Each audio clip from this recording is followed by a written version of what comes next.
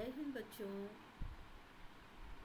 आज पाश्चात्य काव्य शास्त्र के अध्ययन के क्रम में हम अभिव्यंजनावाद का अध्ययन करेंगे। यह सिद्धांत क्रॉन्चे के द्वारा स्थापित किया गया है और क्रॉन्चे ने सुप्रसिद्ध दार्शनिक हेगल से प्रभावित होकर के अभिव्यंजनावाद के सिद्धांत का प्रतिपादन किया। वे काव्य में अभिव्यंजनावाद को ही काव्य का सर्वस्व मानते हैं। उनकी दृष्टि में अभिव्यंजना सौंदर्य है और सौंदर्य ही अभिव्यंजना है। सौंदर्य के संदर्भ में क्रॉन्चे की अत्यंत महत्वपूर्ण स्थापना यह है कि सभी मनुष्य कवि हैं, कुछ छोटे और कुछ बड़े। जिनकी सहजानुभूति और अभिव्यंजना प्रखर है वे बड़े कवि हैं, और जिनकी अभिव्यंजना की शक्ति छोटी है, अपूर्ण है, अपरिपक्व है, छोटे कवि हैं।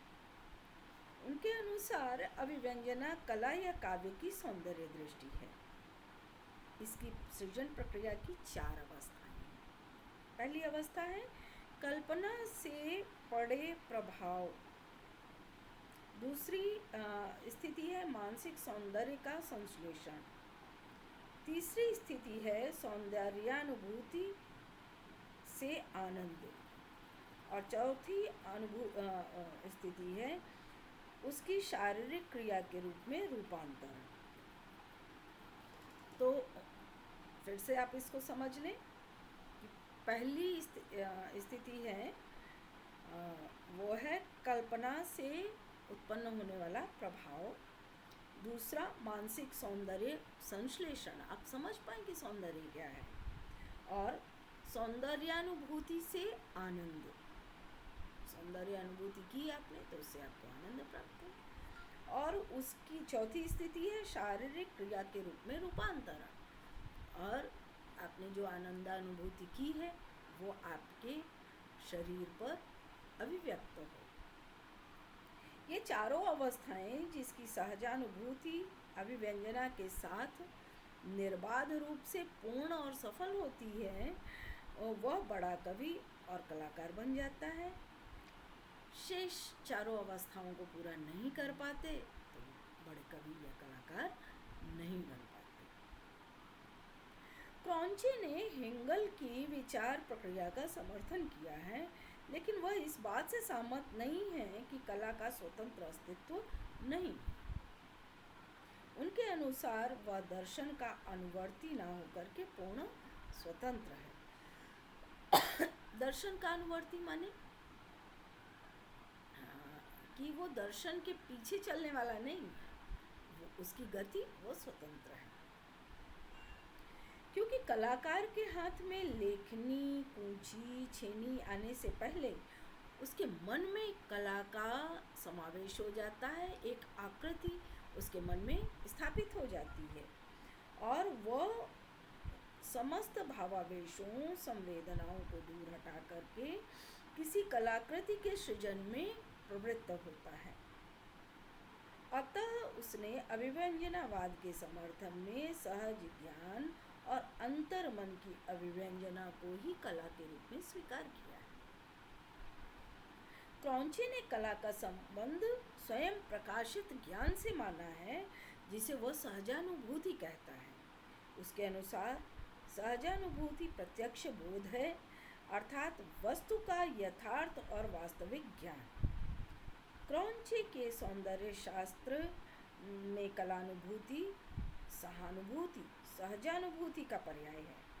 क्रॉन्चे की भाषा में कहें तो कला सहजानुभूति ही अभिव्यंजना है, और इस उनके द्वारा प्रणीत सौंदर्य शास्त्रीय प्रणाली में कला, सहानुभूति और अभिव्यंजना इनका पर्याय है।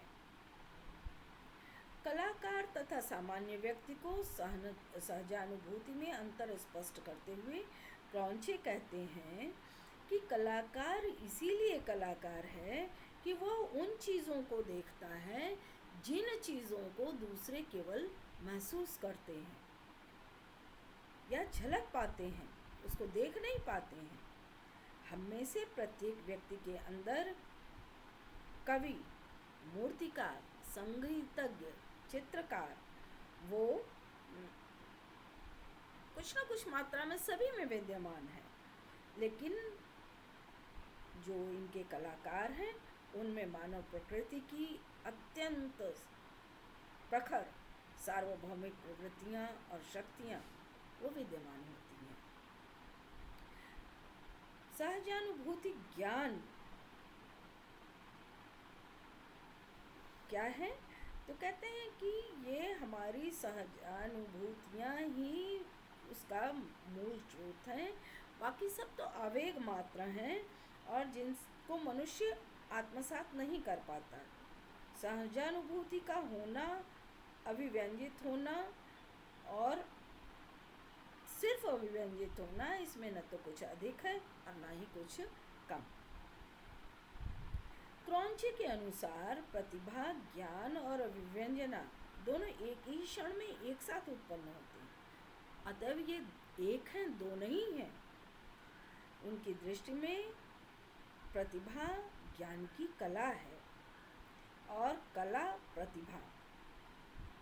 ज्ञान अर्थात कला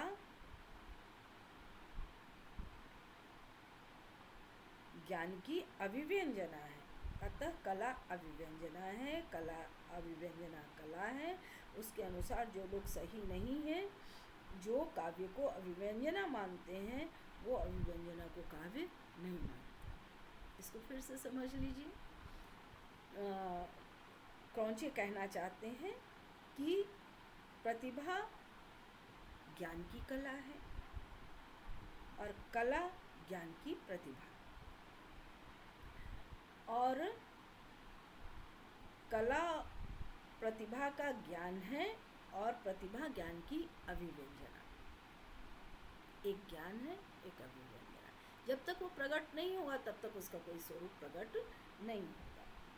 अभिव्यंजना को स्पष्ट करते हुए क्रॉन्चे कहता है कि अभिव्यंजनात्मक क्रिया मन की बहक नहीं है, बल्कि एक आत्मिक आवश्यकता है। इसके लिए वह किसी वस्तु को एक ढंग से प्रस्तुत करता है और फिर कभी दूसरे ढंग से। उसमें से एक ढंग सही होता है, अर्थात कभी अपनी आंतरिक प्रेरणा से अभिव्यंजना करता है। प्रेरणा अभिव्यंजना मुक्त होती है और आंतरिक प्रेरणा अभिव्यंजना की प्रमुख विशेषता होती है।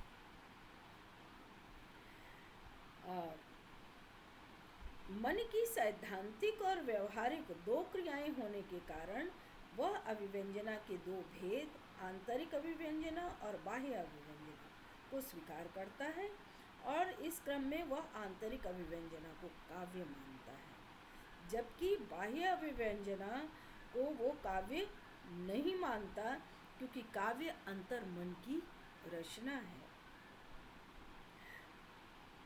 क्रॉन्चे अभिव्यंजना को मुक्त प्रेरणा मानता है, अर्थात वो कवि की इच्छा पर निर्भर नहीं करती है, और कवि को इस बात का ज्ञान तो रहता है कि उसके मन में अभिव्यंजना उत्पन्न हो रही, लेकिन वह विवश होता है, न तो वो उसको रोक सकता है और न ही उसके लिए वो उसको आगे बढ़ा सकता है कि शीघ्र हो जाए, ऐसा भी नहीं कर सकता। तो कहते हैं कि ये आत्मा की प्रतिभा है जिसके चयन में कोई विकल्प नहीं है, इसलिए वो प्रत्येक अभिव्यंजना को काव्य कला स्वीकार करता है, और क्रॉन्चे की दृष्टि में प्रत्येक वस्तु काव्य का विषय बन सकती है। यह दृष्टि क्रॉन्चे के अभिव्यंजनावाद का प्रमुख सिद्धांत है। वस्तु और रूप के विषय में वह कहता है कि जिनका यह मत है कि काव्य केवल वस्तु है और जो काव्य को वस्तु और रूप का योग मानते हैं, हमारे विचार से वो दोनों गलत हैं। काव्य में अभिव्यंजना वस्तु के साथ नहीं जोड़ी जाती, बल्कि मन की सहजानुभूति को अभिव्यंजना के रूप में अभिव्यक्त किया जाता है। अभिव्यंजना में अनुभूतियाँ इस प्रकार से व्यक्त होती हैं जिस प्रकार से फिल्टर से छनकर पानी शुद्ध हो जाता है। तो यद्यपि फिल्टर से छनने से पूर्व भी वो पानी था और फिल्टर से छनने के बाद भी वो पानी है, लेकिन दोनों के गुणों में बहुत अंतर है। तो इसी प्रकार से जब कवि का मन सहजानुभूति को कल्पना के सहारे ढालता है तो वो पूर्ववत होते हुए भी नवीन हो जाती है, उनकी गुणवत्ता में परिवर्तन हो जाता है। क्रॉन्ची ने अभिव्यंजना को फिल्टर की उपमा प्रदान करके अपनी अभिव्यंजना के सिद्धांत को अधिक स्पष्ट करने का प्रयास किया है। अभिव्यंजना के कारण सहजानुभूति का स्वरूप यथावत नहीं रह जाता, बल्कि उसमें कुछ परिवर्तन हो जाता है।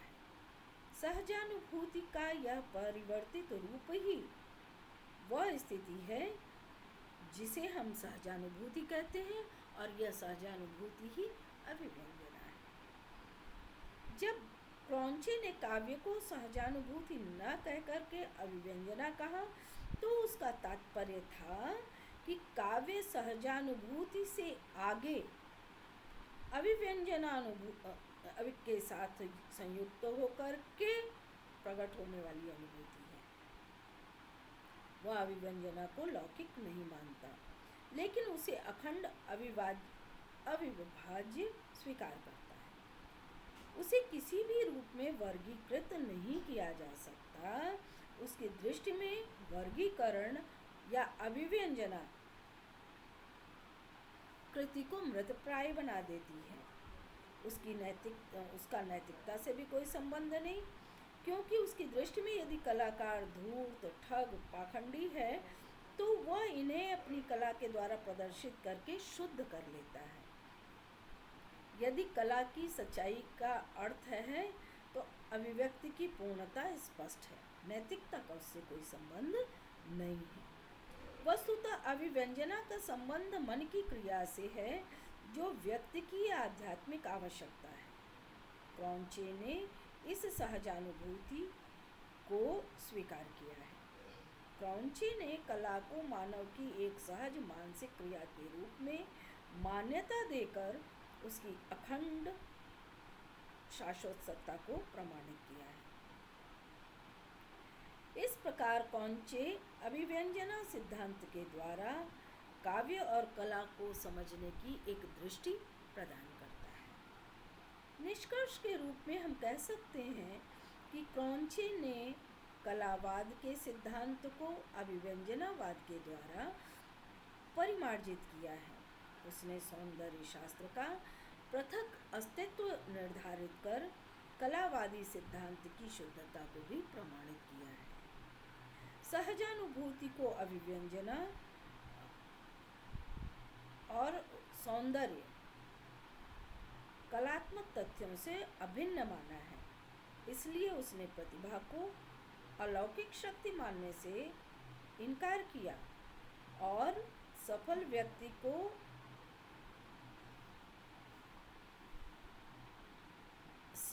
व्यक्ति उसे माना है जो प्रतिभा की अभिव्यंजना कर पाए।